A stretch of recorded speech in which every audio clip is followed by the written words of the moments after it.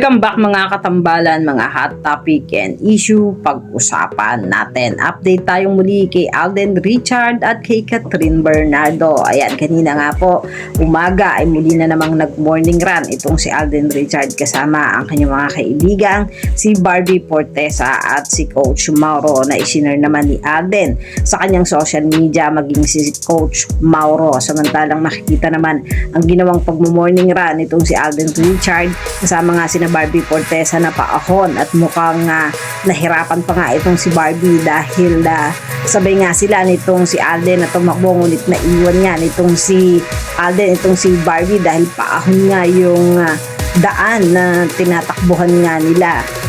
Samantalang sa pinost nga ni Alden Richard kahapon sa kanyang IG story na get ready, something massive drops on March 16. Yan nga ay sabi ng mga tagahanga ni Alden, baka nga raw ito ay isang marathon na event na kaya itong si Alden Richard ay napapadalas nga ang pagmo-morning run nito.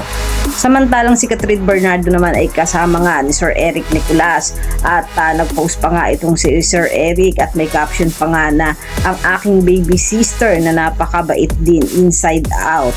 Isang ayon kayo, diba? Ayan, yan yung post ni Sir Eric sa kanyang IG story.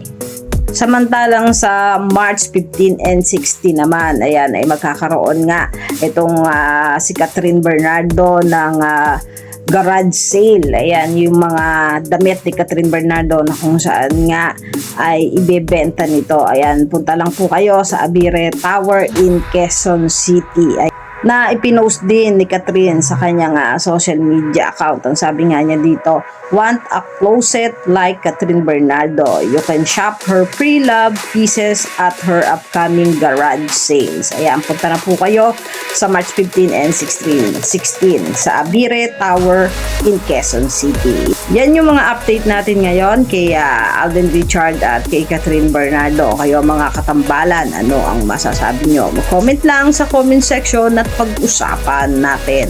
Yan ang mga hot topic and issue dito lamang sa Tambalang JK.